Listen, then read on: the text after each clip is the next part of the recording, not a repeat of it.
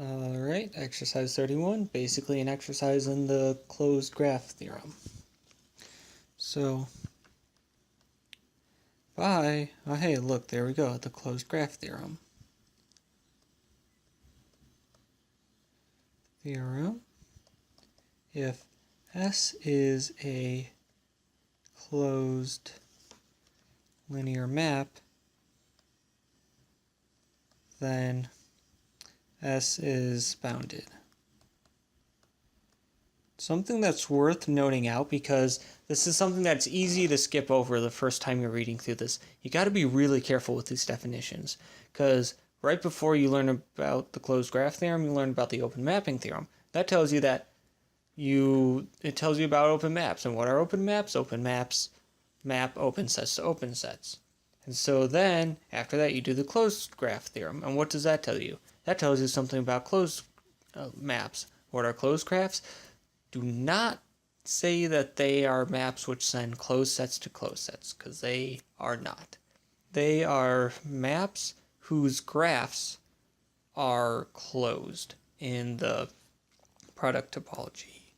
And that's more clear if you...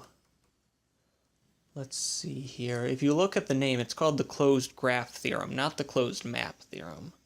So if you think about the theorem name, then that tells you, oh, it's a closed graph, meaning that the graph is closed. But anyways, so just make sure you have your definitions down. So,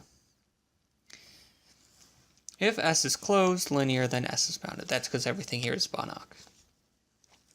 So, if S is not, this is just a contrapositive, is not bounded,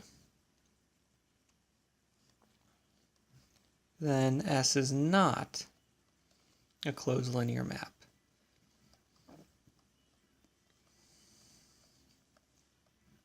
S is linear, so, no, lowercase s, so uppercase S is not closed. I.e., what does this mean? The graph of S is not closed in x cross y.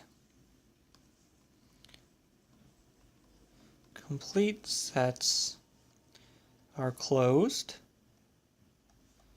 So, again, contrapositively, since gamma S is not closed, gamma S is not complete. So that's A, and now we want to do B. Closed but not bounded. So to prove T is closed,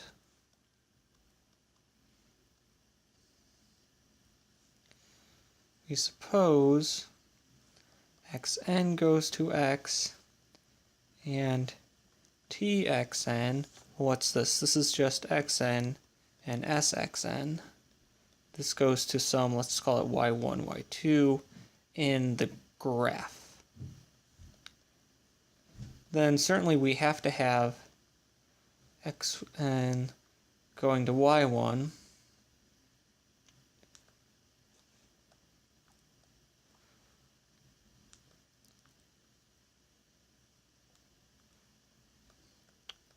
So what does that mean? So y1 has to equal x, because xn goes to both x and y1.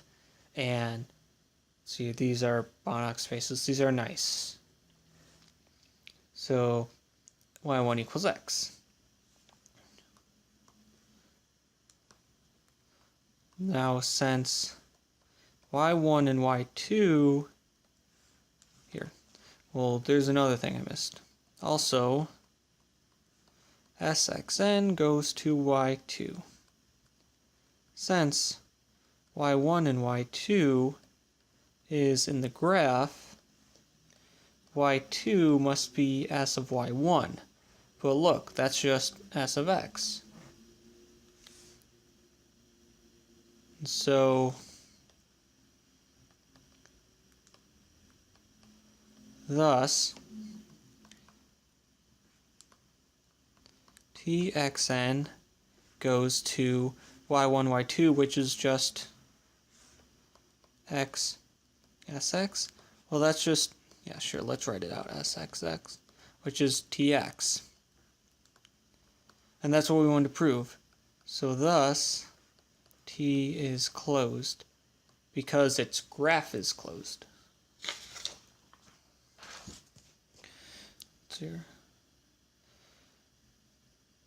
So C is going to be bounded and surjective but not open. So hopefully I can remember that. I probably won't, but anyways. So T is closed. To prove T is not bounded, if we use the norm x sx equals x plus sx, and this is on the product space, and this ends up being equivalent to if you want to look at the max norm and stuff. So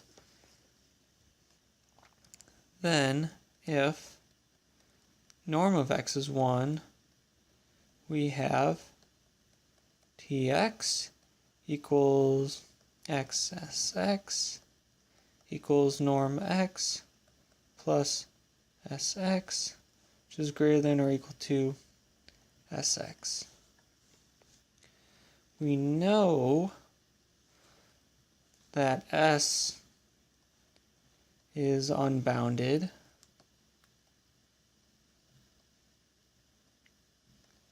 So T is as well, because this inequality shows us that the norm of T is greater than or equal to the norm of S, and the norm of S is infinite. If you define the norm of S to be the supremum over all elements of norm X of the absolute value of Sx. So there we go. So T is closed, but not bounded. So now we want, what is it, surjective and something else.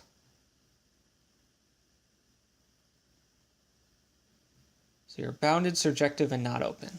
So if y is, which is equal to some pair of this form, which is in gamma s but is non-zero, then this is just one of the particular definitions of the norm, is you take the supremum over these things where you exclude 0. What is this? Well, the thing on top is just norm of x. And the thing on the bottom is, wait, is this right? Because T sends, right, T sends x to the pair x and sx. So T inverse, you plug in the pair and you just get the first coordinate. Whereas the bottom thing, you get the pair. So this is x over, and then this thing on the bottom here, you have the norm of the x comma sx, but we know that that's just this. But this is less than or equal to 1, and so T inverse is bounded. Now for all x and x, this almost doesn't really need saying, but I'll say it. T inverse of s, x is the T inverse of x and sx. So T inverse is surjective. Lastly, T inverse is open if and only if T is continuous, if and only if T is bounded.